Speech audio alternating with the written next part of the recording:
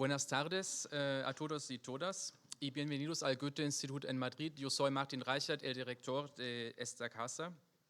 Alemania ha votado y lo ha hecho en un momento en el que las condiciones políticas cambian casi a diario. ¿Qué significan los resultados para Europa y cómo mira Europa a Alemania en este nuevo escenario?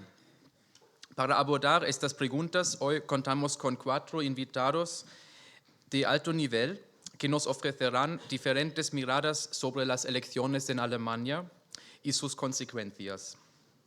Damos una cálida bienvenida a Fernando Vallespín, catedrático de Ciencia Política de la Universidad Autónoma de Madrid, Andrea Rizzi, corresponsal de Asuntos Globales en El País, Franca Welz, corresponsal de radio de la ARD en Madrid, y François Musso, corresponsal del diario francés Libération. Nuestro agradecimiento especial va dirigido a la Asociación Amigos del Goethe-Institut España por su apoyo y a nuestros socios de la Universidad Complutense de Madrid, cuya colaboración hace posible nuestra serie de debates Europa Piensa. Y quiero extender mis agradecimientos a la Embajada de Alemania en España, en particular a la ministra de Asuntos Políticos, que nos acompaña esta tarde y nos dirigirá unas palabras de bienvenida. Porque hoy el Goethe-Institut pone el foco en la política y en las elecciones en Alemania. Este año, el 150 aniversario del nacimiento del escritor Thomas Mann nos invita a reflexionar y debatir sobre el estado de nuestros sistemas democráticos. Thomas Mann, Premio Nobel de Literatura y uno de los escritores más influyentes del siglo XX conocido, entre otras obras por los Buddenbrook, se exiló poco después de la llegada de los nazis al poder. Desde Suiza y Estados Unidos luchó contra el fascismo con discursos y escritos, defendiendo activamente la democracia. Su resistencia nos muestra cómo los creadores pueden asumir una responsabilidad social y defender los valores democráticos, especialmente en tiempos de creciente tensión.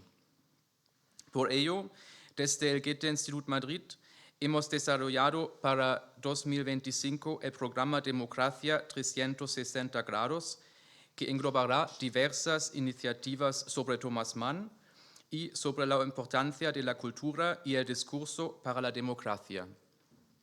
En tiempos de auge de movimientos autoritarios, ataques a la democracia y una realidad política y geopolítica en constante transformación, este programa busca generar espacios de reflexión y debate. El debate de esta noche, con voces de distintas partes de Europa, es el punto de partida de esta iniciativa, porque en el Goethe-Institut nos entendemos no solo como una plataforma para el diálogo democrático, sino también para el diálogo sobre la democracia, que es el fundamento de la libertad en el arte y la cultura. Les deseo una tarde enriquecedora y sin más preámbulos, cedo la palabra a Pamela Preuße, ministra de Asuntos Políticos en la Embajada de Alemania en España. Muchas gracias.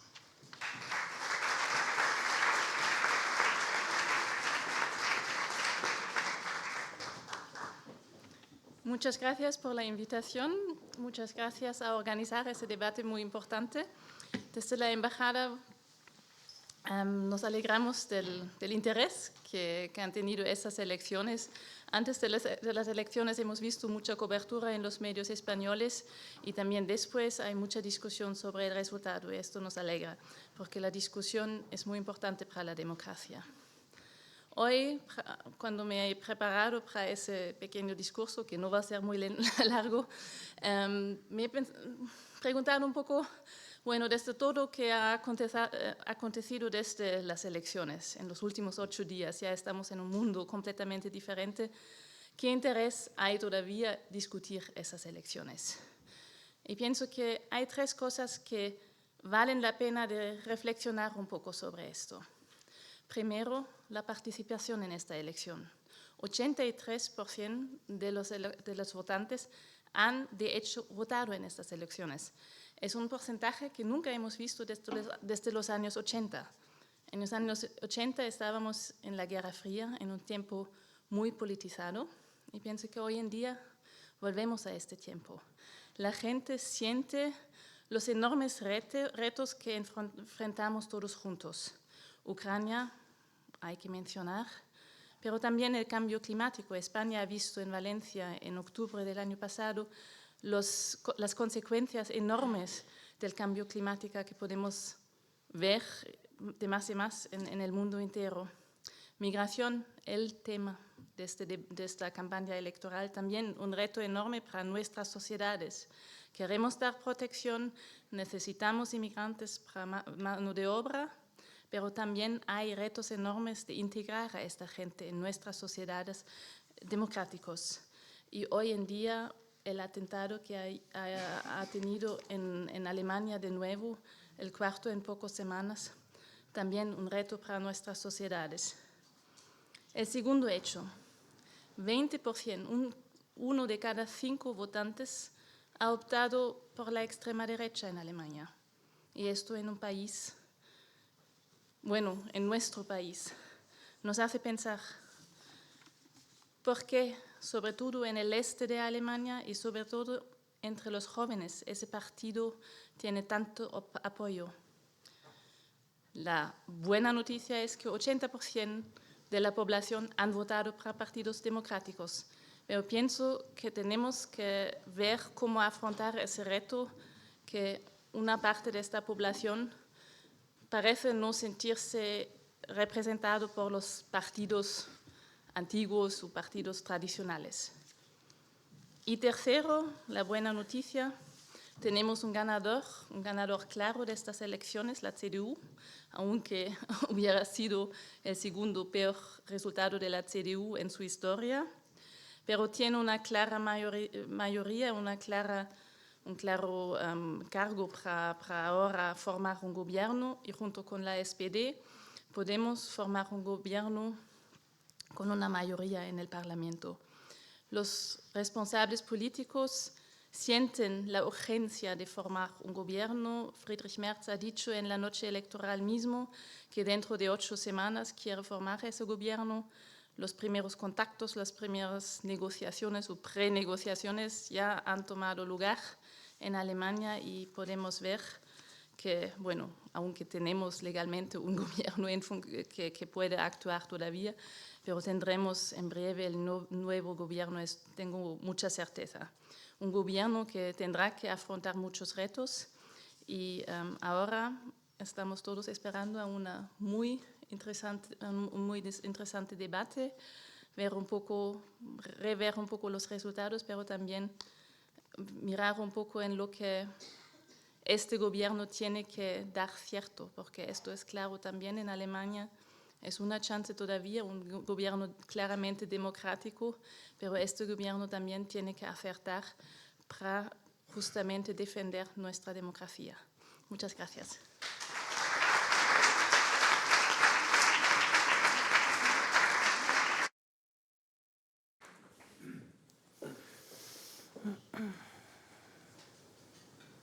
Hola, buenas tardes. Ya he sido presentado, soy Fernando Vallespín. Como pueden ver también por el letrero, no hace falta que vuelva a presentaros a todos. Me han encargado que haga un poco de moderador. Desde luego será un moderador que se implique también en algunos de los temas, pero mi función aquí es fundamentalmente el tratar de ir introduciendo temas y guiar un poco la conversación. Estoy con 3 personas que saben mucho de todos y cada uno de los aspectos que se ven afectados por las elecciones alemanas y, por tanto, el problema que podemos tener es que no acabemos de profundizar en ninguna de las cuestiones en exceso.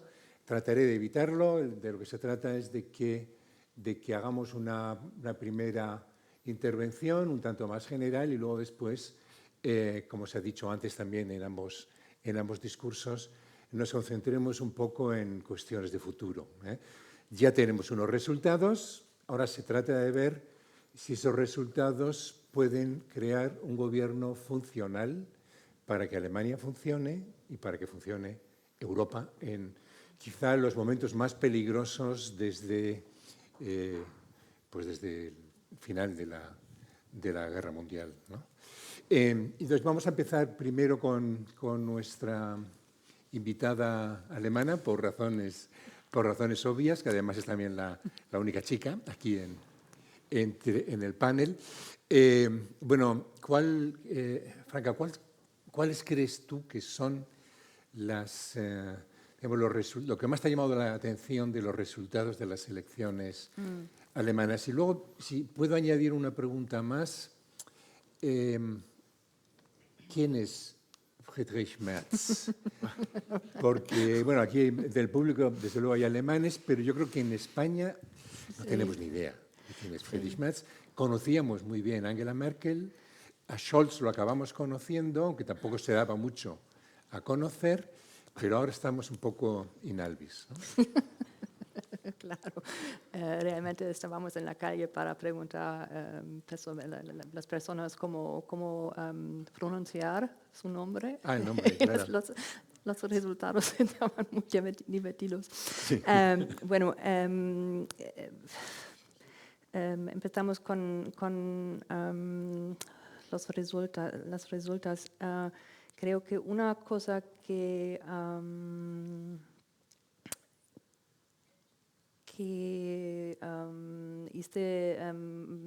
muchas personas tener un poco más calma es el facto que ni los liberales ni este nuevo partido de Sarah Wagenknecht entran en el nuevo parlamento, porque ahora tenemos una situación de mayorías que es posible teóricamente relativamente estable gobierno entre CDU, CSU y los socialdemócratas. La vieja gran coalición. Sí, claro. sí, pero no lo llamamos porque siempre pierde la SPD. Entonces, es una coalición de razón, no sé. Yeah. Y también va a ser muy interesante. ¿Sí? ¿Ah? Bueno, pero sí. Se supone que tenemos altavoces. Micro, sí. ¿Es mejor? ¿Ahora mejor? ¿No? Yo me oigo.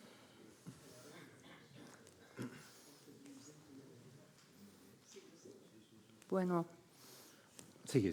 Sigue, vale. Jetzt habe ich einen Punkt verloren. ¿Dónde estaba? Estamos en la gran coalición. Gran coalición, eso es.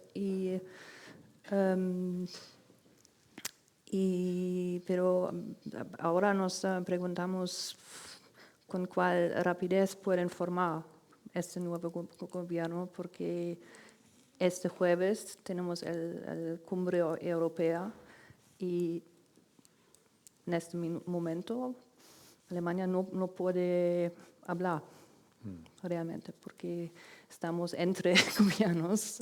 Sí, Scholz entonces, es un poco zombie. Sí, ¿no? sí, una lame duck, no sé cómo se dice, un pato cojo, eso es. Y sí, porque yo estoy siguiendo esto con mucha atención, porque ni sabemos cuál pragmáticos van a ser en estas negociaciones. ¿Y quién es Friedrich Merz? Tiene 61 años, es de formación un abogado, llevó más de 20 años en el Parlamento alemán y estaba una figura política muy pronunciada y llamativa también en el Partido Conservador, en la CDU. Y en 2007 Friedrich Merz salió de la política alemana por causa de conflictos con Angela Merkel, porque ella removólo de un puesto muy importante y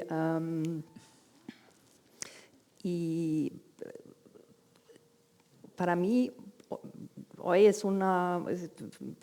lo estoy redescubriendo, viendo en una manera, porque ahora vemos un Friedrich Merz muy diferente de viejo Friedrich Merz. Estaba una persona con una retórica muy dura, muy conservadora, bien conocido como su idea de simplificar la declaración de la renta de forma de poder ponerlo a una posavasos.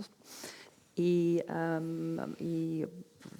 después los eventos en la Casa Blanca del viernes pasado, vemos un Friedrich Merz muy diferente, porque es un hombre con una conexión transatlántica muy fuerte, también por su fase de trabajar en cuerpos de control para BlackRock, por ejemplo. Pero el Friedrich Merz de hoy es una figura muy pragmática y a ver. A ver si tenemos suerte, ¿no? Con Friedrich Merz. Bueno, vamos a pasar a Europa, Andrea, y te voy a pasar la palabra y te voy a hacer dos preguntas. La primera es muy difícil. Él acaba de presentar un libro recién salido que se titula La era de la revancha, donde lo que hace es recoger un poco el mundo en el que estamos. Ha habido un cambio de era y, bueno, cuáles son las características fundamentales de ese cambio de era. Y, bueno, ahora veníamos, mientras bajábamos las escaleras, le estaba diciendo que ese cambio de era todavía nos lo han cambiado una vez más, ¿no? Hay un nuevo giro de tuerca para mal, ¿no? Es decir, que si antes, si hace 2 semanas o 3 éramos pesimistas, ahora todavía somos más pesimistas. A mí me gustaría que hicieras un poco tu lectura del resultado electoral alemán a la luz de los problemas en los que se encuentra Europa, para poder resolver esta situación que, bueno, que el propio Merz, que esto es una cosa, es el único, que se atrevió a decir en la Elefantenrunde, esa que hay después de las elecciones se atrevió a decir que Europa tiene que aprender a independizarse de los Estados Unidos. Ojo, que un líder alemán precisamente sea el que diga algo así, es que algo muy grave está ocurriendo, ¿no? O sea, que, entonces, ¿cómo lo encajas esto? Y luego, Andrea, porque Andrea Ricci, que tiene uno de los títulos más chulos que se puede tener, que es corresponsal global, ¿no?, del diario El País, que me parece que es un término fantástico, es italiano. Y, por tanto, yo creo que ahora todos estamos mirando hacia Italia por esa relación especial entre Meloni y bueno, y el dúo que parece que gobierna Estados Unidos, ¿no?, Donald Trump y Elon Musk, que es la darling de ambos, ¿no? Y hasta qué punto ella puede hacer una labor de mediadora que pueda facilitar si no la reconciliación, por lo menos evitar las peores consecuencias, ¿no?, del giro tan tremendo que ha dado la administración de los Estados Unidos. Pero si no, eso por un lado, o sea, puede hacer de mediadora, pero también puede convertirse en la cabeza de los liderazgos actualmente existentes de extrema derecha que pueden boicotear, digamos, las decisiones que se adopten en el Consejo Europeo, ¿no? O sea, que digamos que puede ser un arma de doble filo. O sea, puede actuar para bien o puede actuar también un poco para mal. Luego lo conectaremos también con Le Pen y con el tema francés con François. Muy bien, gracias. Gracias, Fernando. Gracias al Instituto por la invitación. Es un placer estar aquí con ustedes esta noche. En cuanto a la primera pregunta, una interpretación de los resultados de las elecciones en clave europea. Bueno, yo diría que es importante observar las dificultades en las que se encuentran los partidos moderados tradicionales a lo largo y ancho de Europa. En este caso será posible configurar una gran coalición pero con una mayoría justa. Y si cogemos el resultado de Alternative für Deutschland y también de otros partidos, digamos, que no están en el gran centro tradicional, en el cual incluyo, digamos, las familias europeas democristianas, socialdemócratas, liberales y verdes, vemos que el centro de alguna manera se va encogiendo.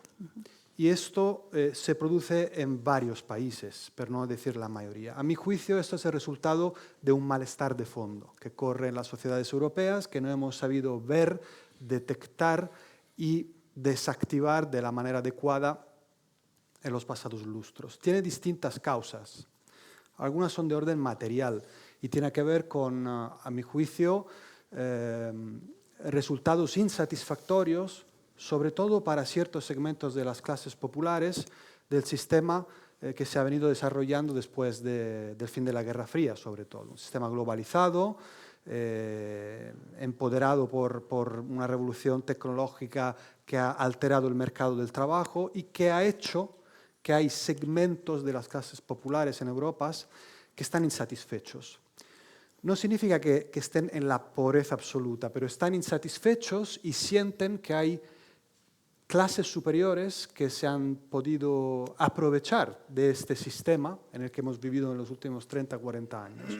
Clases que han sabido cabalgar la globalización y que, bueno, han vivido exitosamente este tiempo. Hay otras clases que no tanto, y en cada país tienen una historia ligeramente distinta. En Francia, tal vez más con una desindustrialización, la pérdida de algunos empleos manufactureros que eran seguros y estables, y tal vez había muchos que votaban izquierda antaño y han acabado votando ultraderecha. En otros países es diferente, pero en conjunto diría que los resultados de Alemania reflejan en parte esto, una insatisfacción con el sistema que da alas a opciones extremas, sobre todo de ultraderecha. Ese es mi juicio. Entonces debemos analizar bien lo que ocurre, ser conscientes que no todas las ultraderechas son iguales. Ya llegaré a Meloni, y es muy significativo porque Meloni es pro-Ucrania, Orbán es pro-Rusia, y entre esos dos extremos hay ultraderechas de distinto corte. Desde luego AfD la colocaría en ese espectro mucho más cerca de Orbán, por supuesto que no de Meloni. Pero también en otras cuestiones hay diferencias, algunas son de corte muy liberal, otras son más propensas al mantenimiento de un Estado fuerte, algunas en materia de derechos de la mujer son realmente muy retrógradas, otras en el norte de Europa no tanto, con lo cual no son una única cosa, pero sí que hay denominadores comunes que debemos entender para poderlos desactivar. Y entonces hay un malestar que es en parte económico y en parte social, cultural y identitario, ¿no? Y entonces xenofobia o incomodidad con el justo y necesario avance de las mujeres en la sociedad o con los derechos de las minorías según sus inclinaciones sexuales. Entonces, yo creo que el resultado de Alemania se enmarca en este cuadro general que luego se declina de distinta forma en los distintos países, pero hay denominadores comunes. Y en cuanto a Italia, a mi juicio, es bastante probable que Meloni tratará de optar por una política de doble juego. Entonces, ¿qué significa esto? Tratará sin duda de consolidar una relación privilegiada con el Washington de Trump y de Musk. Tratará de establecerse como una referencia principal, posible mediadora, posible salvadora, como has apuntado, del puente entre las dos orillas del Atlántico. Pero al mismo tiempo yo creo que ella es plenamente consciente de que no le conviene.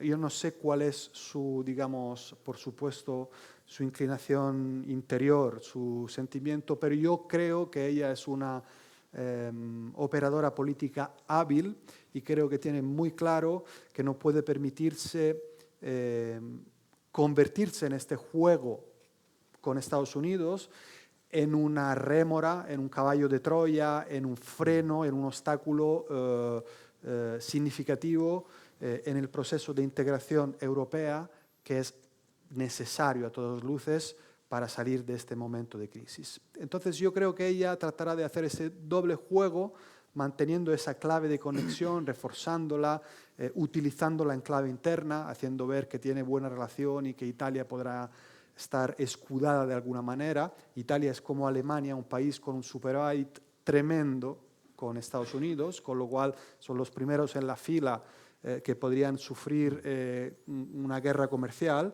porque Italia también tiene una industria significativa y exporta mucho a Estados Unidos, pero no creo que vaya a llegar en ningún momento a convertirse como una longa manus de Estados Unidos, del Estados Unidos ultraderechista, una agitadora de asuntos que puedan frenar. No se va a poner como un obstáculo significativo, no lo creo, pero es una especulación.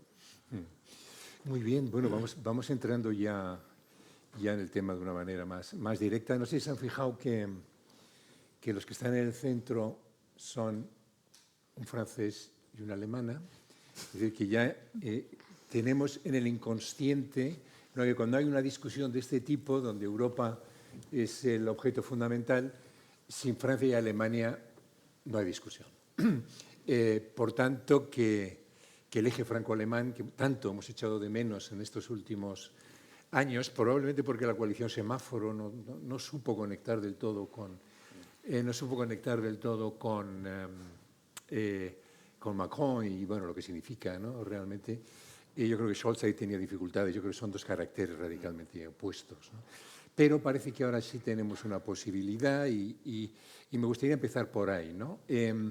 ¿Hasta qué punto puede tener un personaje que claramente tiene una enorme iniciativa, que tiene una gran capacidad para la diplomacia como es Macron, hasta qué punto, primero, puede recomponer el eje franco-alemán? Luego tú, Franca, nos dirás cómo ves también esta cosa, teniendo en cuenta que su nivel de popularidad es patético. O sea, para todos nosotros, Macron es el único líder que queda ya prácticamente en Europa y, sin embargo, desde dentro de Francia se le ve como un político ya medio muerto, que además, bueno, le queda año y pico, es el 27, ¿no? Es cuando son las elecciones presidenciales a las que no se puede presentar más.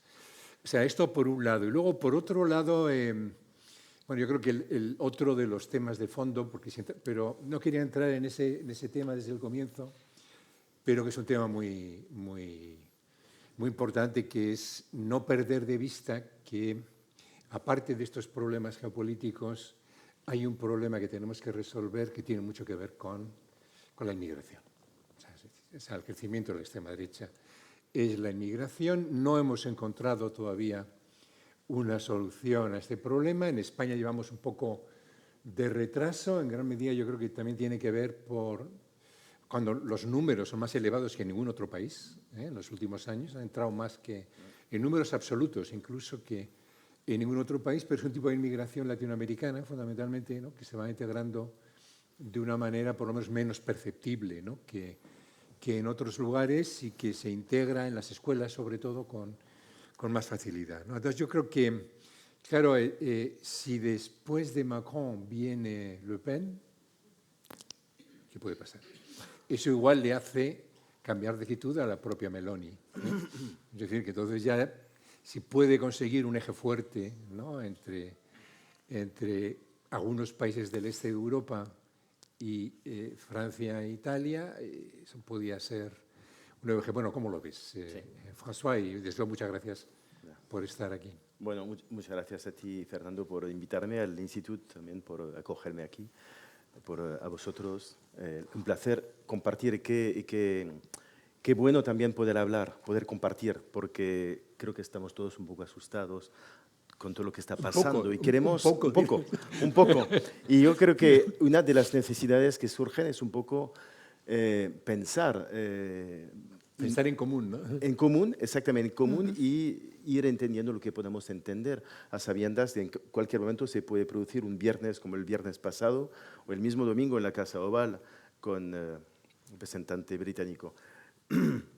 Qué interesante. Estaba pensando cuando hablabas de ¿Y qué pasaría si Le Pen llega al poder y entonces Meloni y tal? Estaba pensando en el billar francés que se hace con 3 bolas. El pool me parece que es más, el pool americano con tantas bolas, ¿no?, de billar, me parece más una metáfora de la locura, bueno, la aparente caos en el que estamos ahora.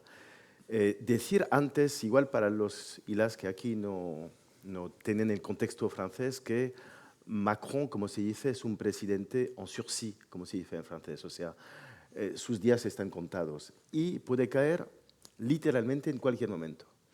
En cualquier momento que se haga una moción de censura en el Parlamento, porque, para haceros una idea, él ha cometido casi un suicidio político, además, o sea, en julio del año pasado, donde convocó unas elecciones legislativas y él pensó que iba a mejorar la cosa y fue mucho peor.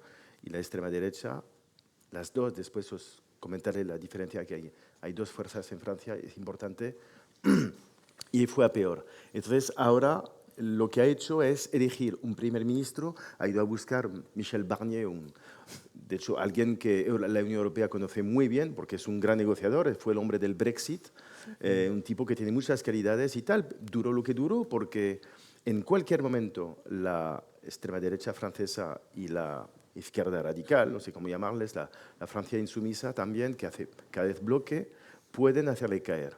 Entonces es un poco la buena voluntad y realmente el primer ministro Barnier, que ya se fue, porque Marine Le Pen le dijo chao, adiós, porque ya tú ya no me interesas, porque tu planteamiento sobre tales cuestiones no me interesa. Con lo cual, ella al final, Marine Le Pen, es, yo creo que de facto hoy en día la persona que está haciendo la política francesa. Hoy, desde hoy. Hay otro hombre que está en el poder ahora, poder con, entre comillas, François Bayrou, que es alguien del pasado. No, es que lleva 40 años en política, todo el mundo lo conoce, es un centrista, pero digamos, él dijo cuando llegó al poder, yo no voy a cambiar nada. Lo único que voy a hacer es intentar hacer un presupuesto, bueno, creo que Sánchez cada año también tiene el mismo problema, hacer un presupuesto en el cual lo más razonable posible para que no discutamos el tema de las pensiones, que es el gran tema en Francia, y aparte de la inmigración y algunos temas más, pero voy a hacer un presupuesto que todo el mundo puede, denominador común que haga que yo me pueda mantener 2 meses más, 3 meses más, 6 meses más, un año sería un milagro. Con lo cual, a lo que voy, es que Macron en cualquier momento, si Marine Le Pen mañana decide en una ley, en una legislación, montar una moción de censura, Macron cae, cuando ella quiera. Ella puede decir casi la fecha de las elecciones. Ahora, al día de hoy, con las elecciones, ganaría, bueno, no se sabe, pero llegaría a la segunda vuelta, eso seguro, y probablemente estaría frente a o Mélenchon o un candidato macronista, no sabemos quién. Pero quería decir algo. Cuando hubo la toma de posesión de Trump, el único dirigente político francés que fue invitado no fue Marine Le Pen, porque imagino que entre los consejeros de Trump, los que trabajan, algunos, imagino, tienen algún conocimiento, no todos son un poco... Pero ellos no invitaron a Marine Le Pen, invitaron a Éric Zemmour, que igual nos dice nada Éric Zemmour, pero digamos que está a la derecha de Marine Le Pen, está a la derecha de Marine Le Pen. Y es alguien que desde hace muchísimos años, hace 20 años, está comentando esos temas que nos llegan a cámara lenta, como lo has dicho, ¿no? Estamos viendo a cámara lenta desde hace 20 años, hace 15, hace 10, los temas se hacen cada vez más grandes, los políticos y los líderes convencionales no han sabido aportar respuestas, los factores los has dicho tú, y entonces esta figura que era un periodista político se impuso en CNews, que es más o menos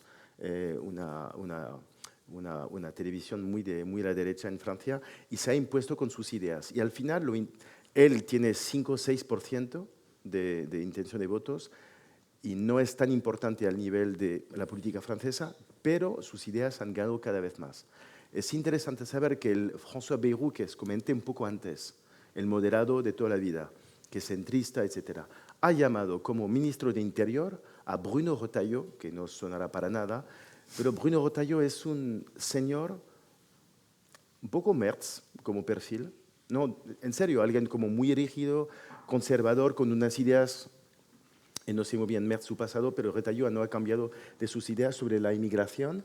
Y entonces él ahora está practicando una política migratoria, y ha sido nombrado para ello, bastante rígida, bastante dura.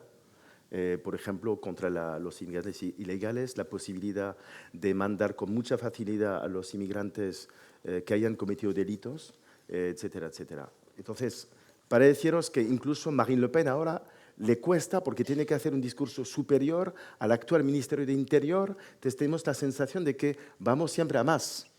¿No? Sí, pero en Alemania pasó algo parecido también, ¿no?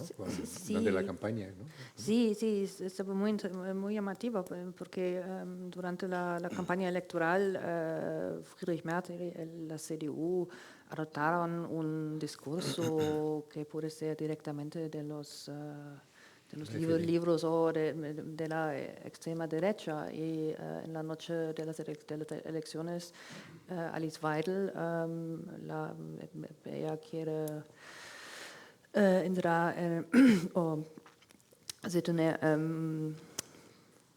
la nueva chancellera de Alemania. En las discusiones después, ella lo dice, mira, vosotros han adoptado nuestras policías, entonces no necesitamos hacer nada, porque ustedes ya... Sí, las políticas así. son... Y una cosa que me pregunta es por qué... Ay, un segundito, Sí. te he interrumpido antes, luego vuelves ahí para lo del Vale. eje Que no te contesté franco-alemán. sobre la locomotora franco-alemana. No te contesté sobre esto, ¿no? Sí. ¿Te puedo decir algo sobre esto? Porque es... Sí, claro, no, pero- iba a ir ahora. Sí. Luego Franca habla desde la perspectiva Vale, alemana. vale. Pero Me callo. para deciros, poneros en el contexto francés, por ejemplo, en Francia, realmente, cuando estamos un poco asustados, pensamos en Alemania, en serio.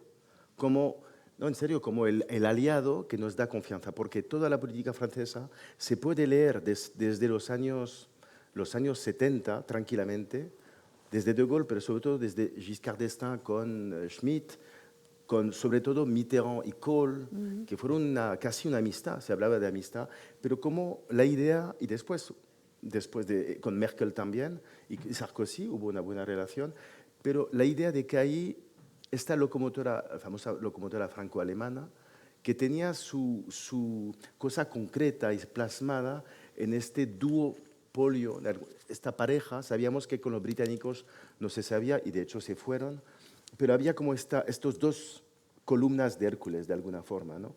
Y entonces ahora, el otro día, a mí me llamó mucho la atención, y yo seguí muchos debates políticos en Francia, y el día en que Merz dijo, Alemania, que está construido, creo, sobre el paraguas, ¿no?, americano, dijo que ahora tenemos que pensar en nuestra defensa. Entonces, ver nosotros franceses, no lo digo yo, lo dicen todos los políticos y los que comentan, dicen que si Merz, nuestro referente, nuestra locomotora, la primera economía europea, el único actor del cual Estados Unidos realmente toma en cuenta, se sabe que Francia lo toma en cuenta, sobre todo por el tema nuclear, ¿no? Sobre todo, y algunos aspectos más, pero sobre todo. Entonces, este gigante alemán, el gran exportador, si este líder dice que ahora no podemos contar con el gran protector, estamos realmente con gigantes con pies de arcilla, ¿no?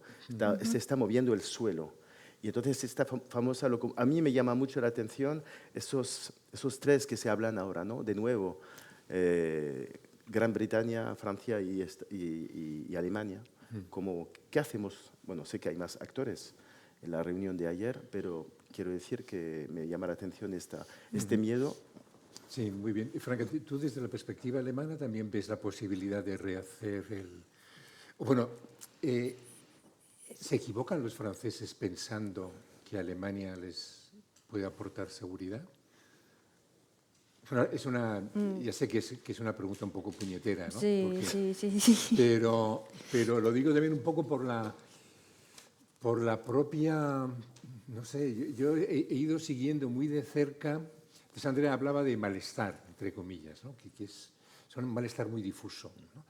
Y en Alemania, viendo un poco los números, pues uno dice, bueno, pero ¿de qué se quejan? ¿No? Se puede decir, ¿no? Sigue siendo la tercera economía industrial, a pesar de los problemas potenciales que puede tener.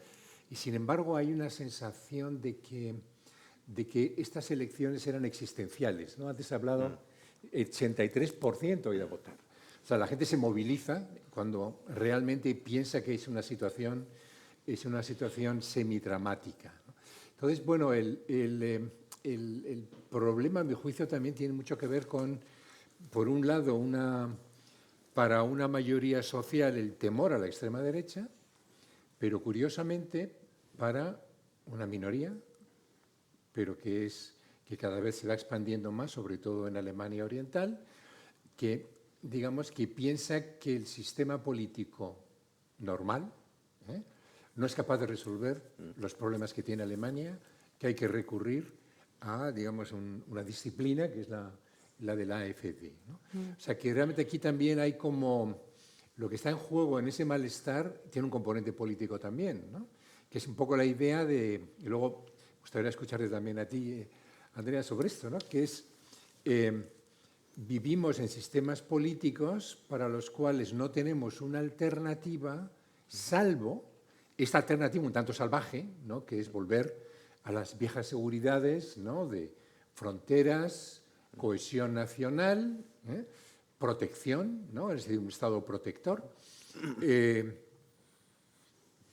Ya no nos... O sea, ¿qué contraargumento podemos realmente dar a estas nuevas expectativas donde el problema realmente es el de pérdida de confianza en los sistemas políticos, ¿no?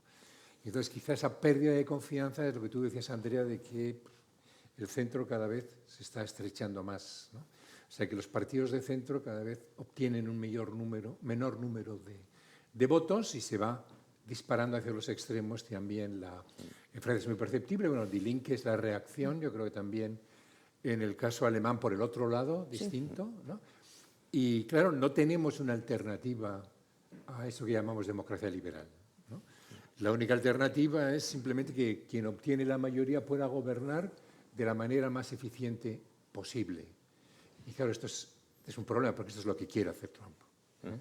O sea, no quiero someterme a contrapesos liberales, o sea, yo quiero poder decidir porque yo he sido elegido presidente de los Estados Unidos. Entonces yo creo que un poco esa mentalidad, ¿no? de que los problemas no se resuelven por el sistema político tal y como está, a los que se añade otro que es solo una Europa unida podría resolverlos, pero, atención, y esto es lo peligroso, somos tremendamente escépticos de que Europa al final pueda estar unido, ¿no? Y luego a esto, aparte del eje franco-alemán, yo creo que en la campaña alemana se ha hablado de un tercer actor que me parece lógico, que es Polonia. Sí. Es decir, el eje Varsovia, París, Berlín, yo creo que es un poco el que está encima de la mesa, porque hace falta que alguien que representa de una manera muy directa la amenaza rusa, ¿no? En el este de Europa, participe, digamos, como gran potencia, ¿no? Europea en estas nuevas deliberaciones. Pero como pueden ver, todo esto es complicadísimo, se mezclan muchísimos temas, así que vamos a ver si vamos ilustrando un poco cada uno de los asuntos. Venga, posibilidades del eje franco-alemán. ¿Crees que Merz puede volver a rehacerlo? ¿No? ¿O ya tenemos que despedir quizá la existencia de un eje franco-alemán y hay que pensar en ejes más amplios, ¿no? Como motores activos? Aquí estaría Polonia. Yo creo que España también sería un país con el que se podría contar como un eje dinamizador del proyecto europeo. El problema que tiene España es que, bueno, que es de izquierdas, ¿no? Y ahora pues, ha habido un corrimiento hacia la derecha por parte de toda Europa y ahí, por tanto, pues, no se tiene tampoco esa... No es tan difícil. Y luego un poco también, Richie, tú que has estado hace poco en Davos, has hablado con toda esta gente, también, bueno, si las instituciones europeas están a la altura. O sea, que tienen que estar a la altura, primero, los países, al menos los más importantes, pero también las propias instituciones y las personas que tenemos en las instituciones, ¿no? porque a mí personalmente me parece que para von der Leyen, por la que tengo todos mis respetos, le viene un poco grande. Ahora hubiéramos necesitado un Delors, quizá. Creo que Costa sí es un buen personaje para dirigir ahí el Consejo Europeo. Y luego yo creo que el Parlamento Europeo se puede vertebrar muy bien a través de la amplia mayoría que tienen los tres grandes grupos que tú mencionabas antes. Andrea, bueno, id metiéndoos como queráis. O sea, yo he puesto un perchero, o sea, que enganchar perchas donde os apetezca. Realmente yo creo que el viernes pasado realmente cambió el mundo y con consecuencias por todos los políticos europeos, porque todas esas preguntas que has citado son muy importantes, pero se han transformado en una grande pregunta existencial para Europa. Y por esto, cuestiones de liderazgo, de alianzas, de unidad, porque la mia opinione, perdona, yo creo que pasó en la Casa Blanca el viernes pasado, mostró para el mundo cómo piensa, cómo funciona la administración 2 de Donald Trump, y he mostrado para Europa muy claro que si Europa se no unida ahora, se acabó la fiesta. y por eso pienso, una persona como Friedrich Merz no tiene una alta, ¿cómo se dice?, afinidad con Francia, pero tiene personas en su cosmos que la tienen, como Armin Laschet, el candidato en las últimas elecciones, o también líder de la CDU, que significa la amistad en una relación muy acerca con Francia. Y, por ejemplo, no sé, estoy especulando, pero puede utilizar a Armin Laschet para mejorar estas conexiones, porque Merz es un cara de transatlantismo y con una afinidad muy fuerza o mirando más a los Estados Unidos. Pero si puede elegir, no sé. Sí, lo que hace falta es que se pongan de acuerdo rápido. Sí, ¿no? pero también creo que has dicho una cosa muy, muy importante, que es Polonia y Donald Tusk. Porque, no porque, por causa de la locación geográfica, pero también porque Donald Tusk estaba muy clara en sus palabras para decir Europa tiene que unirse. Tenemos 500.000 inhabitantes y 500 millones. Millones, perdona. Sí. Y si unimos nuestras fuerzas, estamos un factor con que el mundo, o la China, los Estados Unidos, Rusia, tienen contar. Y ahora vamos a ver, pero por eso la voz de Donald Tusk, la voz de países miembros como Polonia, creo van a ser muy, muy, muy importantes en las discusiones que vienen. Andrea, Sí, bueno, yo querría empezar diciendo que considero que lo que Merz dijo en la noche electoral es de una importancia trascendental. Sí. Ha recordado, creo, que él tiene una historia transatlanticista, Sí. pero lo que dijo allí es una revolución copernicana. Tú, Fernando, también lo mencionaste de alguna manera en tu introducción inicial. Para mí es un momento realmente fundamental. En la noche electoral, el próximo canciller de Alemania no habló de autonomía, habló de independencia de Europa, procediendo de un democristiano alemán con además esa carga personal de transatlanticismo. Esas palabras fueron fundamentales. Entonces, esto me induce digamos, a un punto de esperanza dentro de un realismo que no puede ser ingenuo. Un punto de esperanza en el que lo que está ocurriendo pues pueda desencadenar un shock emocional que sacuda ciertas rigideces que han impedido que los europeos hiciéramos lo que era necesario, que sabíamos que era necesario desde hacía tiempo y que no hemos hecho por una serie de reflejos, en el fondo, nacionalistas, no en el sentido de ultranacionalismo político, pero sí de protección de intereses nacionales. Y entonces creo que Alemania puede y debe desempeñar un papel fundamental. Creo que la gran coalición que se formará próximamente tendrá muy claro en su ADN la necesidad de avanzar en ese camino. Y en ese sentido quiero decir que creo que debemos reconfigurar nuestra manera de pensar geopolítica, los europeos. Creo que es necesario entender que tendremos que trabajar en geometrías variables. La Unión Europea es fundamental, pero puede hacer solo algunas cosas. O sea, la coalition of the willing, esta de la que se La habló coalition entonces. de los willing es la encarnación más evidente de las geometrías variables que necesitamos en este momento. En algunos elementos es clarísimo. La Unión Europea, de entrada, tiene dificultades de agilidad política, tiene quintacolumnistas dentro, que en algunos casos bloquearán allá donde requerida la mayoría absoluta. Tiene un problema además porque no es reconocida como interlocutora en Washington. No tiene una dimensión militar.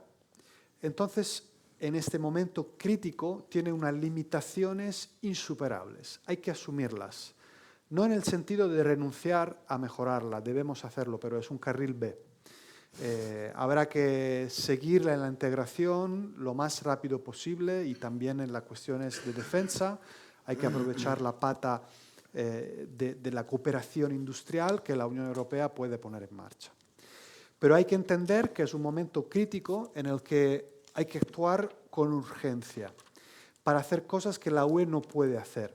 Y entonces, en ese sentido, se abre el terreno necesariamente a otro tipo de acción geopolítica, que necesariamente debe ser encabezada por los países fundamentales, que son, por un lado, Francia y Reino Unido, por su capacidad nuclear y su peso militar, y Alemania necesariamente por su fortaleza económico-política, aunque con un papel algo distinto al no disponer de fuerza nuclear, no disponer de veto en la ONU, no disponer de unas fuerzas armadas todavía operativas en el nivel en la que sí disponen los británicos, por ejemplo, o los franceses. Y alrededor, por tanto, de un eje más bien intergubernamental que debe ir más allá de la UE, porque debe incluir a los británicos necesariamente, y ojalá pueda incluir a los noruegos.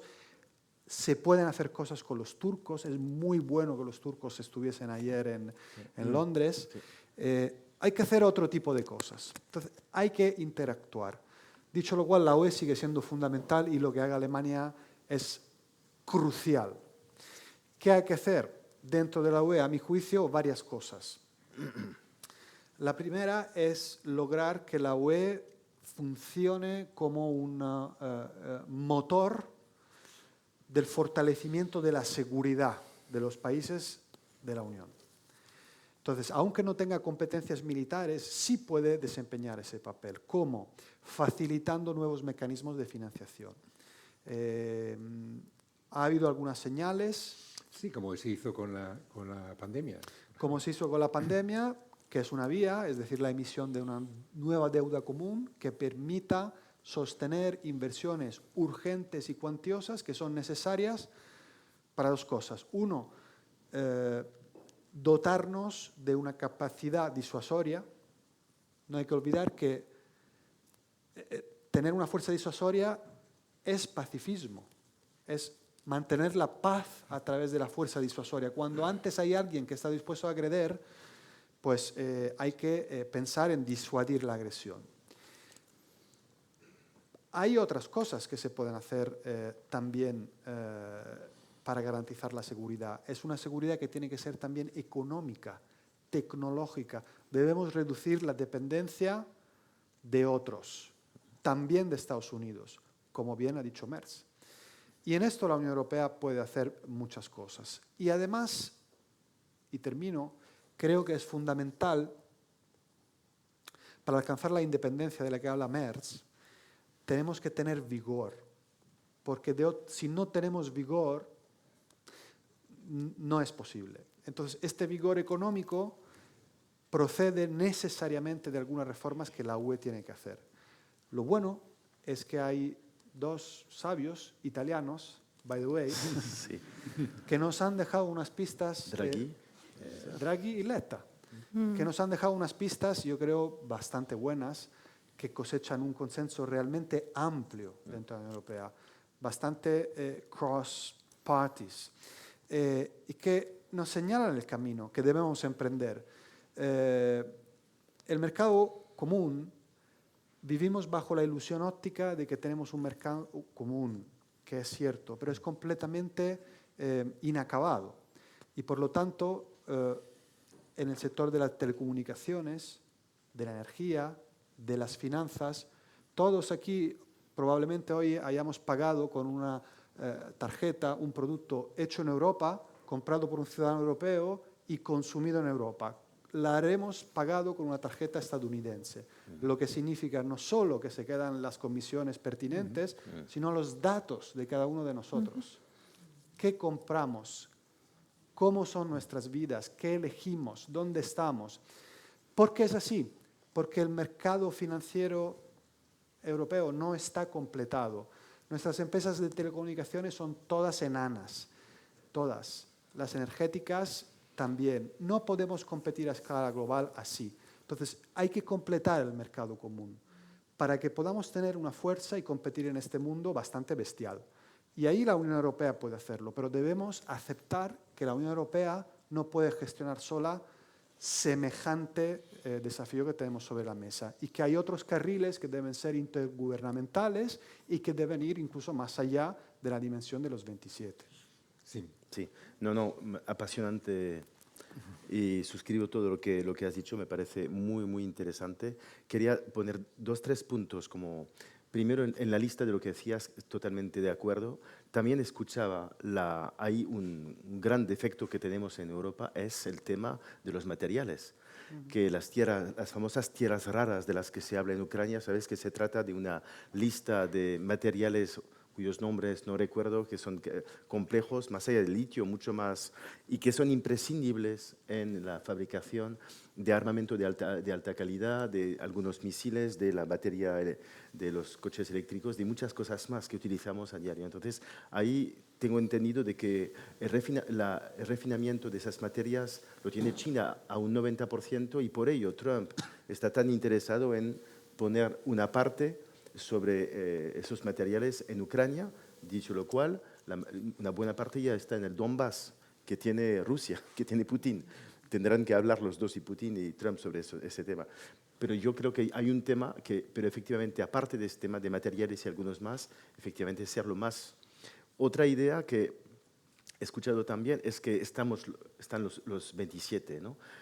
Igual, y está la OTAN, igual al margen o de manera paralela, o no sé cómo, porque como bien has dicho, es un reseteo y es el momento de la creatividad, es el momento de la gente que tiene ideas geniales, es el momento de unirse para inventar algo que no está hasta ahora. ¿Por qué no? Un club de 3, 4, 5, 6, a ver, Alemania, Francia, Inglaterra, eso segurísimo, España ya veremos, y a ver si hay una posibilidad de hacer una defensa común, un ejército común o unos mecanismos. Estamos escuchando en los últimos días la posibilidad para Alemania de aprovecharse del paraguas nuclear franco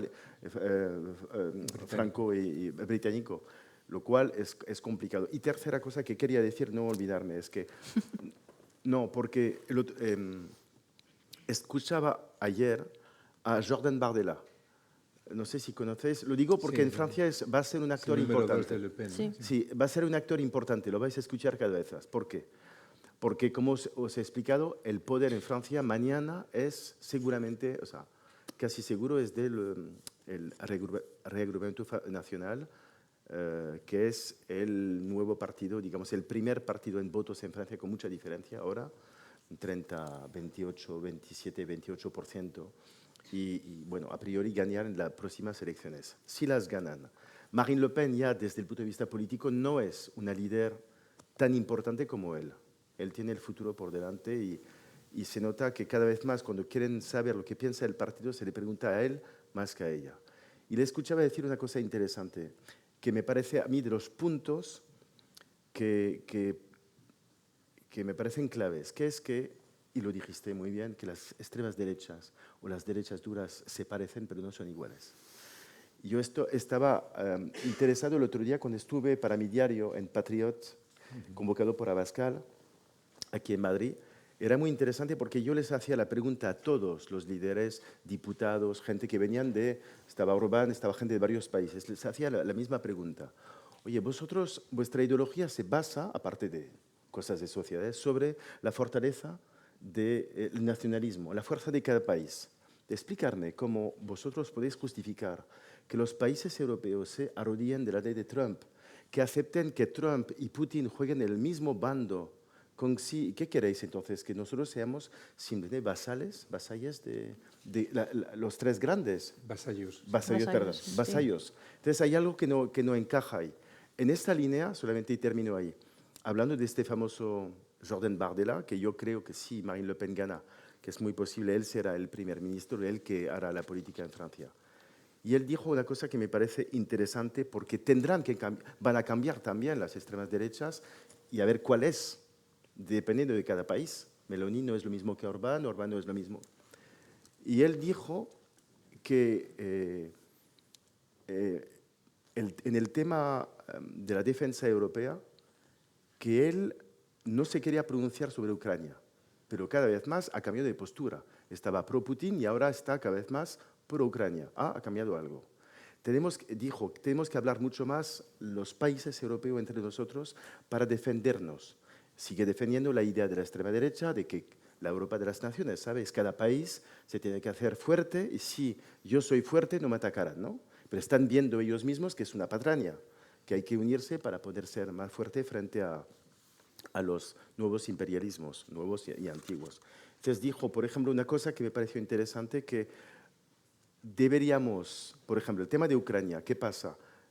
Francia, cuando mandamos armamento, etcétera, y F no sé qué, no sé cuánto, son muchas veces materiales que compramos a los americanos. Con lo cual, es uno de los motivos por el cual Trump no le interesa irse de la OTAN, porque la industria militar americana se aprovecha muchísimo del mercado de armamento que hay.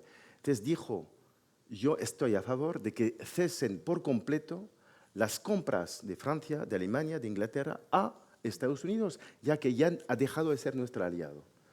Tomamos cartas al asunto. Entonces, si ellos están con Putin, tenemos que comprarnos al menos el material entre nosotros. No estoy diciendo que la extrema derecha francesa se va a convertir en el más europeo de los partidos, pero digo que hay un cambio. Algo pasa en este cambio general. Sí, pero si tienes este escenario de la guerra de tarifas. Los aranceles, es contradicción gran, total, no responden sobre eso.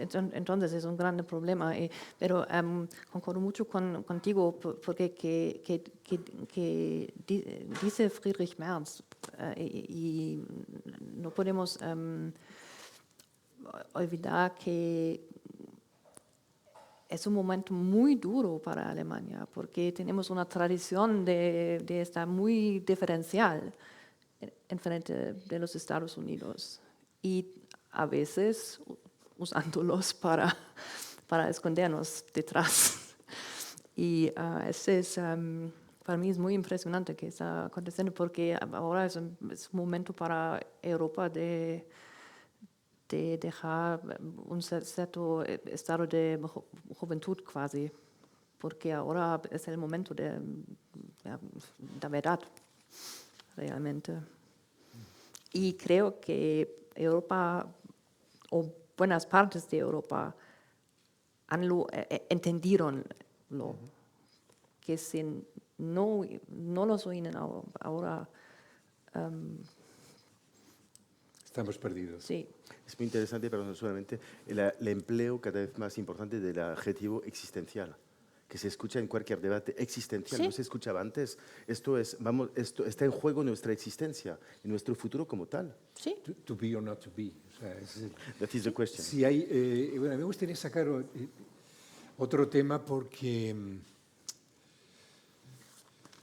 yo creo que en las elecciones alemanas hemos vuelto a ver algo que hemos visto también en otros países de Europa, que es la brecha generacional, ¿no?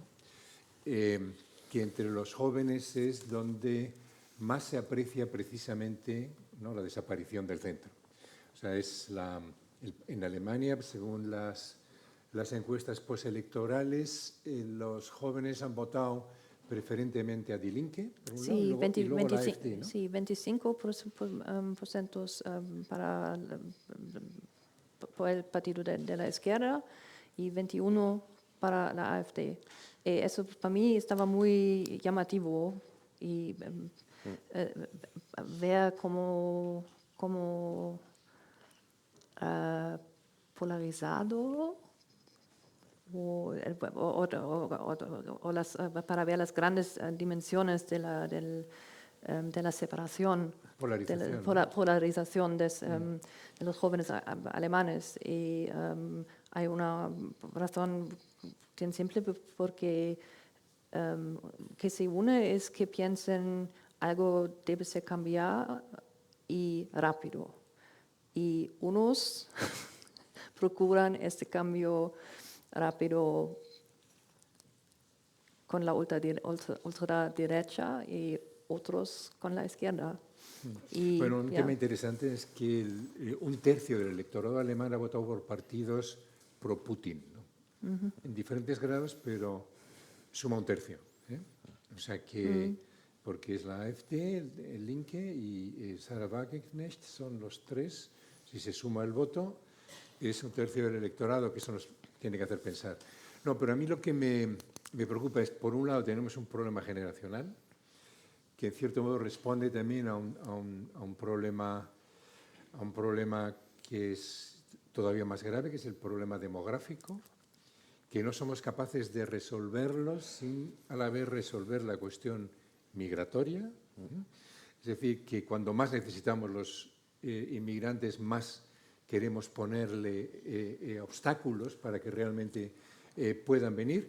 Y sobre todo, bueno, el tema que a mí como politólogo más me preocupa, que es la caída de la confianza en el sistema de la democracia liberal. Es decir, en la forma de... Además, me gustaría concretarlo en algo concreto, que es, por un lado, en esa percepción que todos tenemos, por otro lado, de que quien se dedica a la política, lo único que le importa es diríamos, el acceso al poder o mantenerlo, ¿eh? Es decir, que por encima del interés general hay un interés de partido, incluso un interés muy personalizado. Eso está muy anclado en la mente de los ciudadanos. Y, segundo punto, y en este contexto me parece que quizás sea el punto más relevante, que los sistemas democráticos no son eficientes. Es decir, lo que una parte muy importante de la revolución de Donald Trump tiene que ver precisamente con esto. Es decir, la acción esta, bueno, yo creo que kamikaze, ¿no?, de Elon Musk, ¿no?, de desmantelamiento de la administración de los Estados Unidos, la federal, tiene que ver con una visión de la política como, digamos, los procesos Empresariales. impiden acceder a decisiones necesarias en el momento y por el camino más rápido. Es decir, que cuando decidimos que vamos a implantar unas plantas de estas de energía eólica, ¿no?, pues esos molinos, ¿no?, En Alemania creo que tarda 8 años desde que se decide hasta que se construye. Eso es lo que leí en la prensa alemana, o sea que lo tengo ahí por la fuente. En otros lugares puede tardar algo parecido. Bueno, esto no debería tardar más de 4 meses. ¿Por qué? Pues porque los sistemas democráticos son sistemas que se montan sobre la negociación y la incorporación de la voz de todos los que se van a ver afectados por esa decisión. Y entonces llegan los que quieren proteger a la tortuga de Niedersachsen. Imaginemos que hay una tortuga de Baja Sajonia específica en una zona donde quieren poner esas torres inmensas con los molinos, ¿no? Pues bueno, eso ya paraliza la capacidad de tomar esa decisión. Pero es que luego también, ¿no? Pues hay quien, digamos, otro tipo de partidos pueden incorporar otra decisión que es la inversión es demasiado cara, lo que necesitamos es que de una puñetera vez funcione la Bundesbahn. Y por lo menos aquí en nuestra comarca o en nuestro land. Es decir, la democracia funciona así porque trata de ponderar todo un conjunto de intereses sin que se imponga uno solo sobre los demás. Por supuesto que es mucho más eficaz lo de los chinos o lo que hace ahora Trump, pero se pierde ese otro elemento de que tenemos garantías de poder reivindicar una voz distinta de aquella que nos tratan de imponer. Bueno, pues esta dimensión de los sistemas democráticos es la que ahora está en crisis. El Estado debe funcionar, es decir, la funcionalidad de la política, la impresión es que la política no funciona. Y no funciona porque está sujeta a todo este conjunto de reglas que impide que yo me vea beneficiado por una serie de subvenciones. Bueno, lo hemos visto aquí en España hace muy poco, cuando lo de la pandemia, cuando se decretó algo parecido a lo que en Alemania llaman Bürgergeld, ¿no? Para las personas que estaban más directamente afectadas. Bueno, tardaron un año en comenzar a recibir la subvención. Es decir, hubo un colapso burocrático que tiene que ver con eso, una burocracia que va creciendo al hilo de no se sabe bien qué dinámicas y que en el fondo se percibe como inútil, pero que los políticos ven como tremendamente funcional para sus propios intereses. Porque van generando clientelas de los funcionarios, ¿no? De un lugar o de otro. En España se han creado una enorme cantidad de nuevos empleos, por ejemplo, en la función pública, donde quizá no hace falta crear tantos empleos, ¿no? Entonces ahí hay digamos, el punto de referencia común de todo esto que vengo diciendo es desconfianza. Es decir, que junto a la revolución de la Unión Europea, el buscar una nueva geometría variable que permita resolver varias cosas, aunque sea entre diferentes partners, ¿no? Y la propia revisión del funcionamiento de la burocracia. Estoy hablando aquí, porque estamos hablando claramente de la burocracia de las grandes democracias, la tarea es épica. O sea, que estamos ante un desafío muy importante porque tenemos que atender cada vez más cosas a la vez. O sea, y además que sería un error priorizar una por encima de las otras. O sea, por ejemplo, ahora la defensa no queda más remedio. Pero claro, la defensa sin escudo social o resquebrajando el escudo social, entonces sí que entran la extrema derecha en todos los lugares, porque es la que hace un tipo de, a veces más demagógica, ¿no? En todo lo que tiene que ver con eso, ¿no? Entonces, bueno, yo creo que también es un momento existencial desde la perspectiva no solo seguritaria, sino desde la perspectiva también de supervivencia de nuestro modo de gobierno. Sí. Pero esta es otra percha. Tengo que intervenir en un aspecto porque tengo dudas si energía eólica es un tan buen ejemplo para la mala función de la burocracia, porque en Alemania tenemos la reacción o la situación muy rara. Tenemos Bavaria en el sur con mucha industria y mucha demanda para energía. Y tenemos el norte con muchas ventas. Y ahora tenemos la cuestión cómo transportamos. ¿Cómo lo llevamos? Claro. Sí. Y existen muchas reservaciones ideológicas de partidos conservadores, diferente de aquí en España. No todo el mundo concorda que el cambio energético es esencial y muy importante.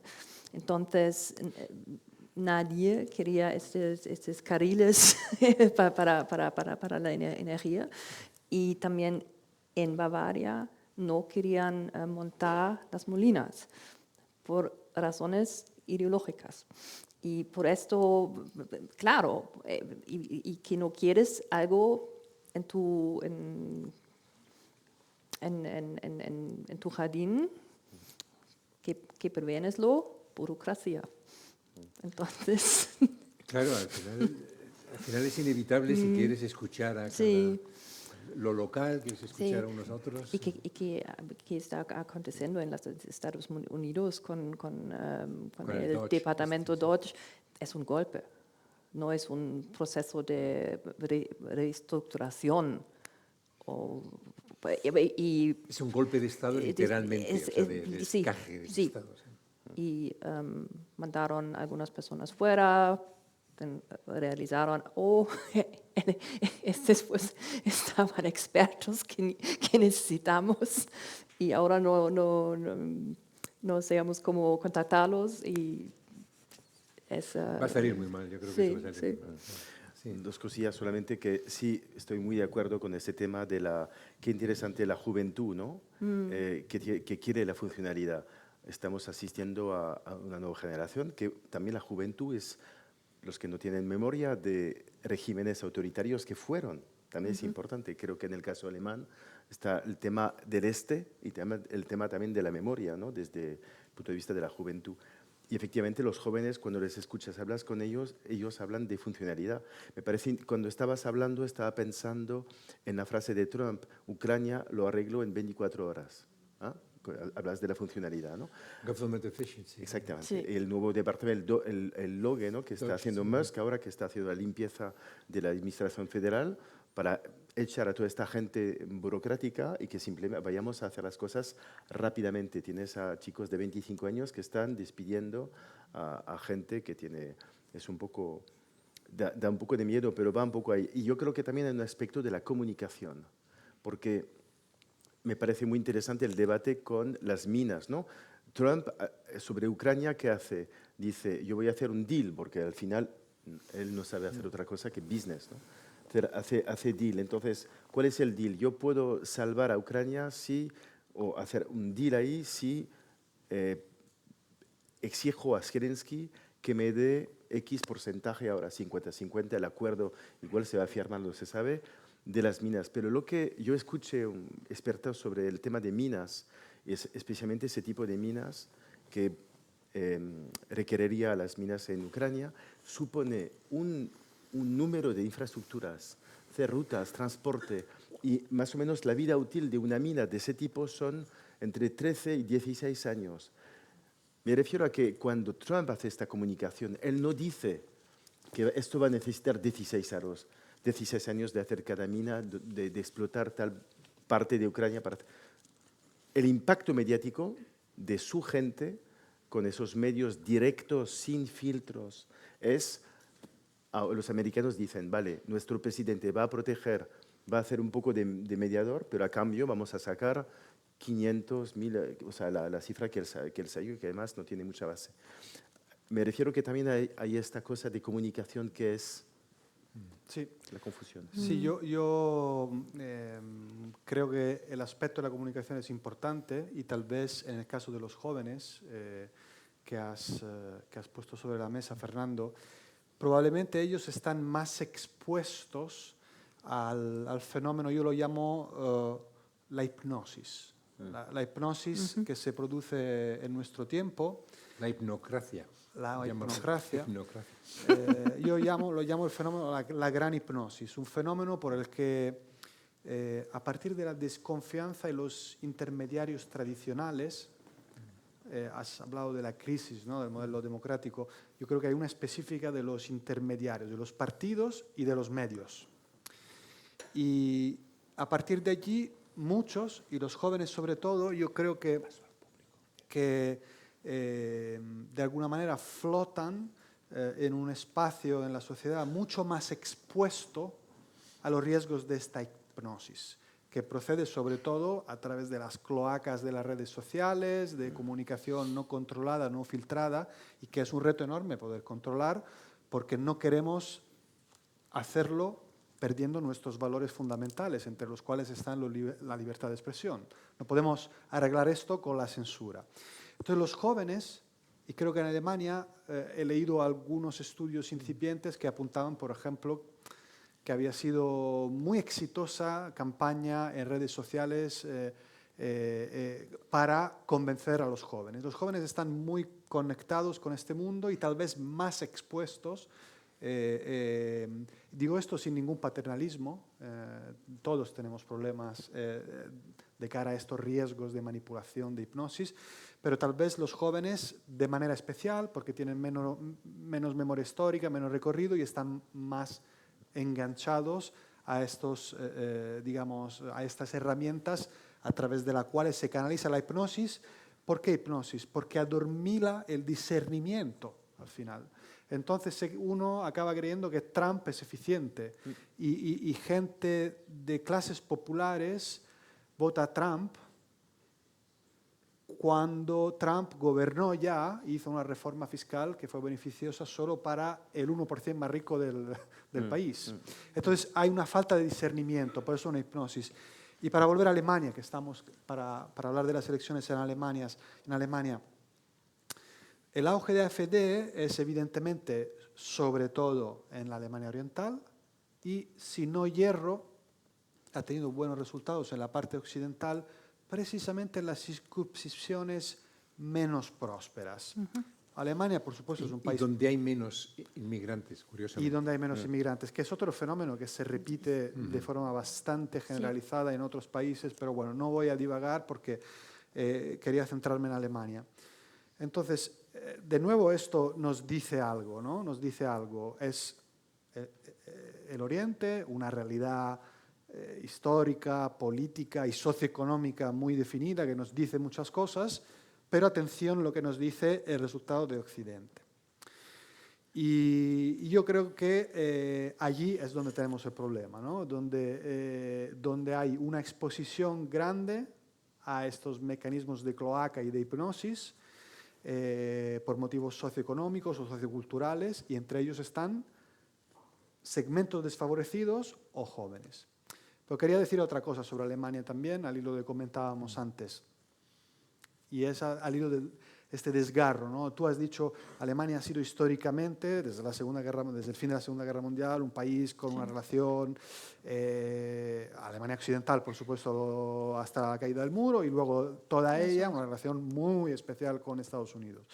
Bien, el desgarro se ve por todas partes, ¿no? Hemos mencionado el caso de Merz, pero yo estaba en la conferencia de Múnich, no mucho antes, a mediados de febrero, y ahí asistimos atónitos a este discurso bestial, quiero utilizar el adjetivo, lo firmo, del vicepresidente de Estados Unidos, que básicamente vino a Europa, en concreto a Alemania, para decirnos que el problema, la verdadera amenaza que afrontamos los europeos no son los tanques y los misiles de Putin, sino la manera con la que, o mejor dicho, la manera en la cual censuramos el pensamiento y la libertad de expresión de las huestes de ultraderecha. Esta es la amenaza. Entonces, observación sobre esto. Uno, ¿a qué responde esto? Por supuesto, a una voluntad de frenar, limitar, quebrar el espinazo de las maniobras de regulación, de normación, de control de estas cloacas, que son aquellas que les apoyan a ellos y a las cuales quieren además permitir grandes negocios. Pero punto 2, quiero observar la reacción que se produjo allí. Fue auténtica indignación, por supuesto, no solo los alemanes, todos los europeos que estábamos en el Bayerische Hof.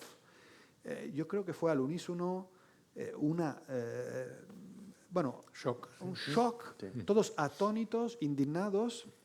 Debo decir que también percibí una inquietud como no la he percibido en 20 años de periodismo, porque creo que ese foro, que es de alguna manera un símbolo de la relación transatlántica, quedó asustado ante la sensación de que ya no solo no compartimos valores, sino es que hay una actitud adversarial. Y allí al día siguiente, bueno, el mismo día Boris Pistorius, y al día siguiente Olaf Scholz, protagonizaron 2 réplicas muy duras a mi juicio y muy certeras a mi juicio. Con lo cual yo creo que la conciencia es realmente bipartisana. Merz dijo lo que dijo después de ganar, pero Scholz, Pistorius y en definitiva creo que el SPD entero entiende lo que hay. Por lo tanto, espero y confío que Alemania pueda capitanear esa reacción europea que requiere abandonar viejos reflejos que nos han frenado en muchas cosas. Hay que quitarse de ciertas líneas rojas, porque, como dices, recurre la palabra existencial por un motivo bastante válido. Y cuando nos jugamos tanto, creo que hay que quitar de en medio tabúes de corte fiscal, ciertos tics de cada uno su tanque, y tenemos 15 tanques en Europa. Con esto no vamos a ningún lado. Cada uno su empresita, defendiendo su campeoncito nacional de la defensa, de la telecomunicación. Tabula rasa de esto, si no, no podemos resistir. Bueno, nos queda muy poco tiempo y me gustaría recurrir al público. Sí, aquí el señor por arriba. Muchas preguntas. Vamos a recoger 3 o 4, si os parece, y luego...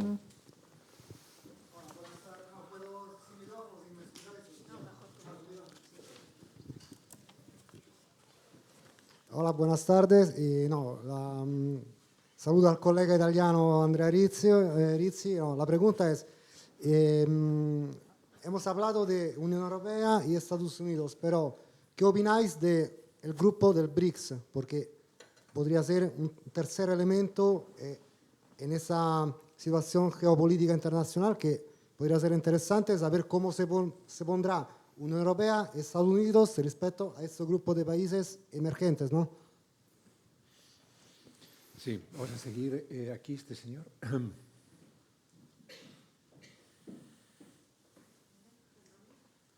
Aquí. Quería preguntarle 3 preguntas. La primera, ¿hay acuerdo entre el SPD y la CDU alemana? Y la segunda, ¿qué opinan ustedes del ascenso de la extrema derecha en Alemania? Porque eso es bastante preocupante, donde la juventud ha votado bastante a ese partido. Y la tercera, ¿qué repercusión tienen las elecciones alemanas en toda Europa? Nada más. Bueno, eso ya es lo que hemos discutido aquí, allí, no.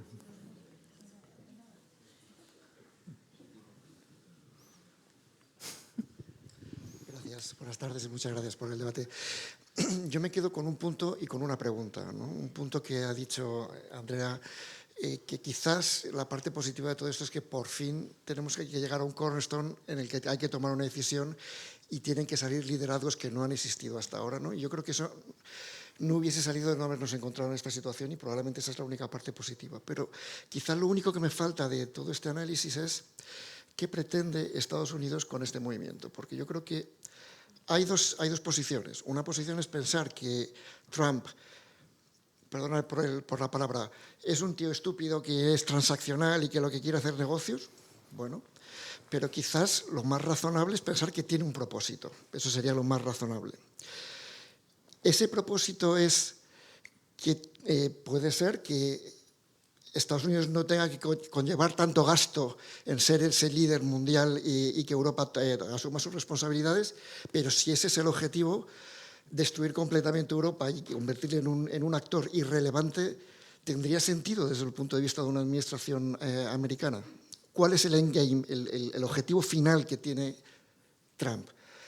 Y ya con esto termino, habíamos hablado que, por ejemplo, Merz ya está viendo algo que le está haciendo cambiar. El partido de Le Pen, no recuerdo el nombre de la persona que lo acaba de decir, también está viendo algo que le está haciendo cambiar. ¿Qué está viendo? ¿Cuál es el juego final de esto? ¿No? Sí, si queréis vamos. Venga, BRICS, que esto yo creo que es lo más sencillo quizá, ¿no? Es un poco para ti, yo creo. Andrea, Vale, sí. Bueno, los BRICS, evidentemente, yo creo que Europa tiene que reconsiderar sus relaciones internacionales a la vista de que la relación transatlántica, que ha sido el pilar de, digamos, nuestra proyección en el mundo en las últimas 8 décadas, está quebrado. Entonces, dentro de ello, creo que hay que ponderar bien cómo fortalecer algunas relaciones en el resto del mundo. Dicho lo cual, en los BRICS en concreto, claro, esto es un grupo que está creciendo, hay democracias, hay regímenes autoritarios, es una entidad indefinida en este momento, porque tiene un alma confrontacional con Occidente, Rusia, Irán, y tiene otra alma que es, digamos, en cambio, la voluntad de establecer un mundo multipolar, como puede ser la India, o Sudáfrica, o Brasil.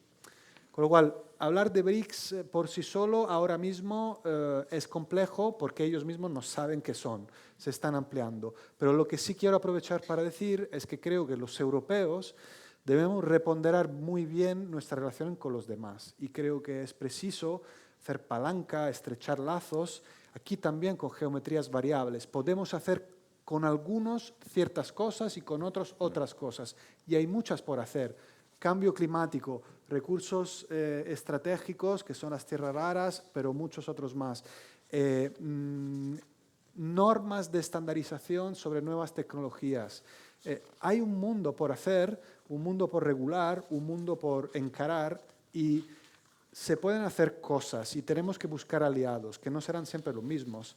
Y en el sur global podemos pescar muchos, e incluso en los BRICS, algunos. Otros me temo que para nada, ¿no? Desde luego con Rusia y con Irán me temo que poco se puede hacer.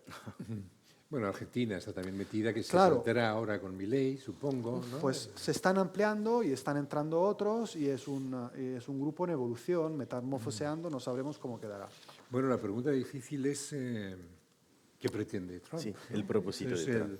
El propósito de Trump, porque yo he leído además cosas un poco conspiratorias casi, ¿no? De que realmente lo que Trump quiere ahora es conseguir que a través de esto Rusia, pues esto lo hace provisionalmente, Rusia no reaccione a un posible ataque a las instalaciones nucleares iraníes conjuntamente entre Estados Unidos e Israel, porque Israel solo al parecer no puede estratégicamente por el tipo de bombas que harían falta.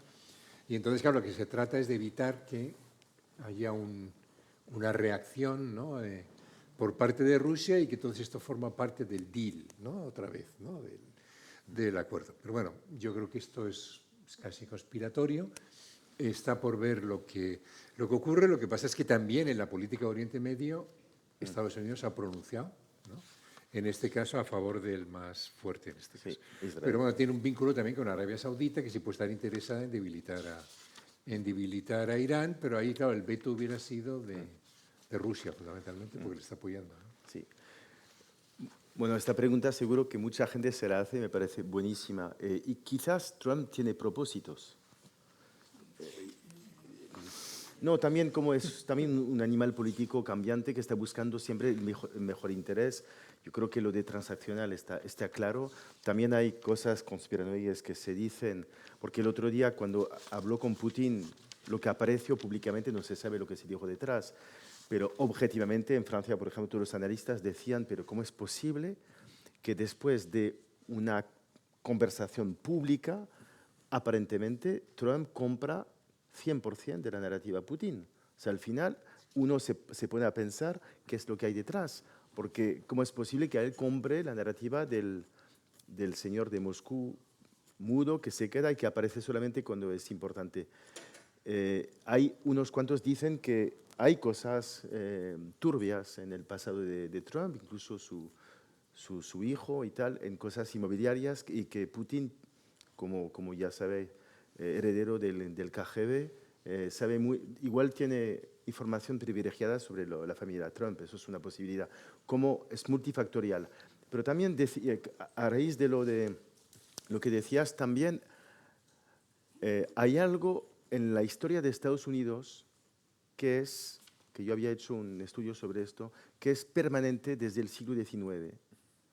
El único país que les da miedo es China, y desde hace muchísimo tiempo. 2 siglos.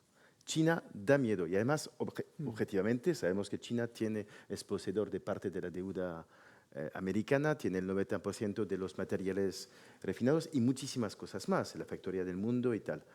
El canal de Panamá es por algo, etc. Entonces, hay una hipótesis también que lo que Trump y sus consejeros buscarían es desencadenar el ticket, digamos, Putin-Xi, o sea, China-Rusia.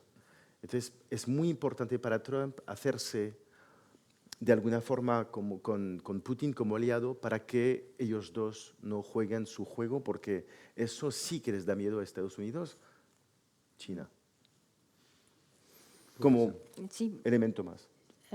creo que China es un aspecto muy importante en este contexto, porque he observado que yo creo es una calculación muy peligrosa que hacen muchos países europeos en este momento, es entre defensa o seguridad social, pero también defensa o ayuda, cooperación internacional. Y si Europa de nuevo vuelve a retirarse del continente africano, por ejemplo, ¿quién ocupará ese hueco? China. Y entonces volvemos a preguntarnos cómo puedo en algunos años en el futuro, cómo puedo crecer tanto la influencia de China en el continente africano, que para mí va a haber una función, porque es un continente muy dinámico, con una población muy joven, con mucha, no solo hambre, pero también mucha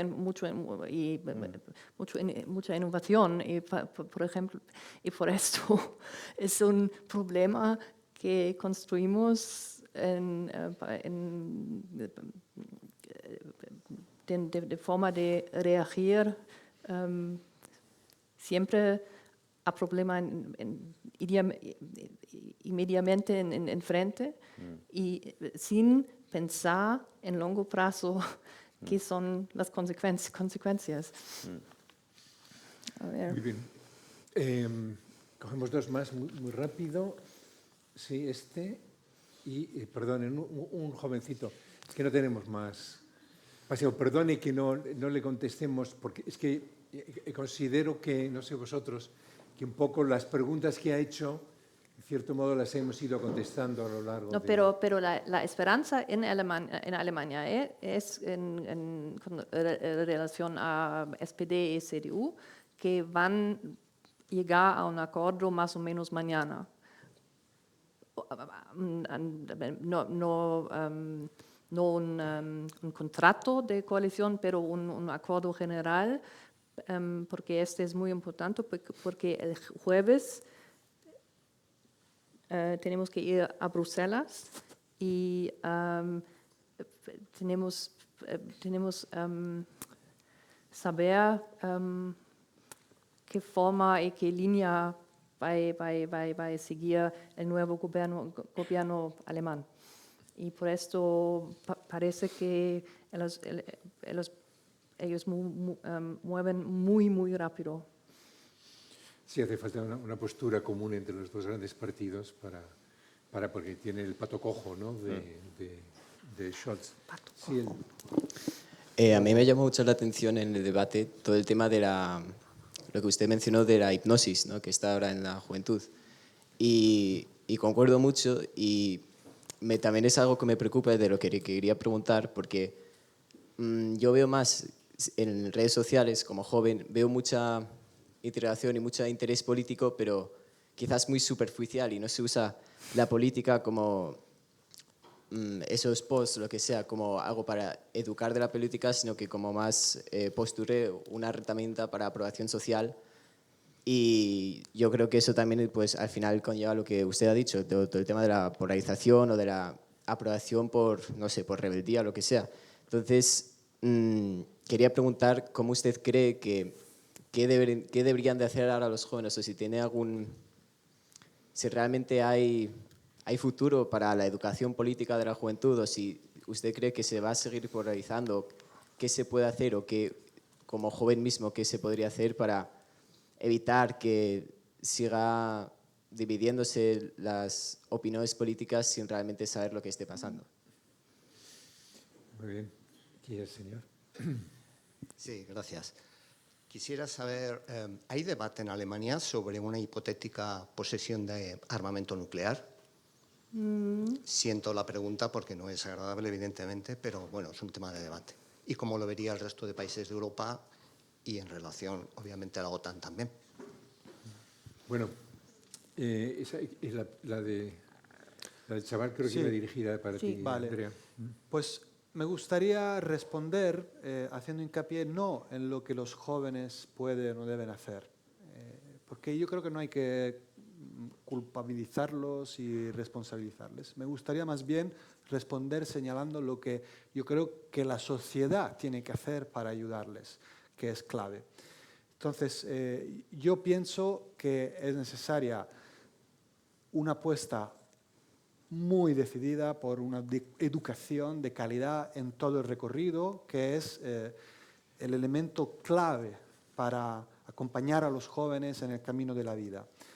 En Europa somos muchos países, la calidad educativa es muy diferente, pero que creo que en conjunto las sociedades deberían hacer pactos de Estado para consolidar una educación de mejor calidad. Punto 1. Punto 2. Me pongo yo mismo en la silla de los culpables como representante de los medios. Nosotros tenemos que hacer más esfuerzo para acercarnos a vosotros, adaptando el lenguaje, entendiendo que no somos poseedores de verdades que no caducan nunca, no es así. Entonces, si hay una desconfianza de los jóvenes hacia partidos, medios, es que nos estamos equivocando en algo. En el caso de los medios, desde luego tenemos que elaborar nuevo tipo de narrativas para vehicular contenido serio, pero que sea apetecible, atractivo para nuevas generaciones que han nacido en un entorno distinto y ya no le vale lo anterior. Por lo tanto, creo que hay muchas cosas que hay que hacer como sociedad. Luego, claro, si cada uno toma su responsabilidad en serio, incluso siendo joven, mejor, todo más fácil. Pero me gusta verlo más por el otro lado, no hay que culpabilizar, hay que entender qué estamos haciendo mal para que salgan así las cosas.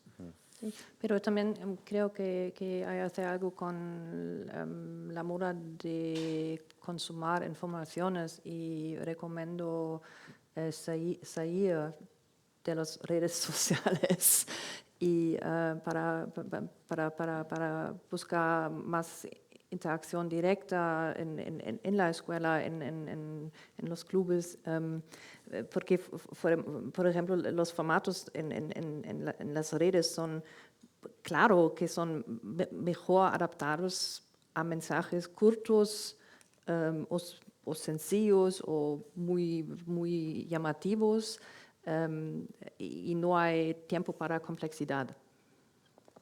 TikTok, 15, 30 segundos, no puedes hacer una análisis fundadora. Pero también creo que en Alemania consideramos también la o una corresponsabilidad de las redes públicas como Armenia, como la ARD, para entrar en las escuelas y para mejorar o ayudar, mejorar competencias mediáticas, cómo funciona desinformación o misinformación. Y ese se encaja muy bien con la educación política. Y de paso, ya que estás en el uso de la palabra, la pregunta sobre una Alemania con armas nucleares. No momento, no mi percepción, la discusión enfocase en un armamento nuclear europeo. El paraguas. Eso es paraguas, eso es, pero No este paso Es difícil, ¿no? Sí. Solo un apunte sobre la defensa. No tengo la respuesta sobre Alemania, creo que, no sé si alguien la tiene, no escuché. Pero sobre el armamento, escuché un dato que me pareció muy interesante. Desde el año 2000, el esfuerzo el aumento del gasto militar de los grandes bloques en el mundo, Europa es mínimo. Ahora habéis visto los últimos días, no paran de haber anuncios desde Dinamarca hasta todos los países para pasar del 2 al 3, del 3,5 al 4% de la... Pero es que el dato de Estados Unidos estamos a un nivel bastante alto, Rusia 300% y China 600%, desde el año 2000. Entonces me pareció como interesante, bueno, obviamente no es de un año para otro, pero en 25 años... hay gente que tiene las ideas claras desde hace mucho tiempo y nosotros estamos ahí a ver si lo hacemos. Sí, es que la verdad es que esta puede ser una conclusión, porque quiero cerrar ya, no tengo más remedio el coloquio, puede ser una conclusión un tanto pesimista, pero es que nos hemos venido enterando de pocas cosas, ¿no? Es un poco la sensación que yo tuve, yo soy politólogo, ¿no? Y me dedico profesionalmente a estas cosas. Y yo me enteré en las elecciones europeas que existía un señor que se llamaba Alvise, que consiguió tantos votos en las elecciones europeas como Sumar. Y dice, bueno, ¿qué está pasando? Y yo no paro de mirar ahí en medios. 900.000, creo. Entonces uno dice, se nos escapan cosas y yo creo que es, digamos que tenemos que agudizar nuestra capacidad no solamente para comprender lo que pasa, sino para tener los elementos suficientes de información más o menos exacta, ¿no? Para poder a partir de ahí llegar a algún criterio, ¿no? Y poder poner en práctica el juicio político. Muchísimas gracias por su presencia y sobre todo a nuestros compañeros. Gracias.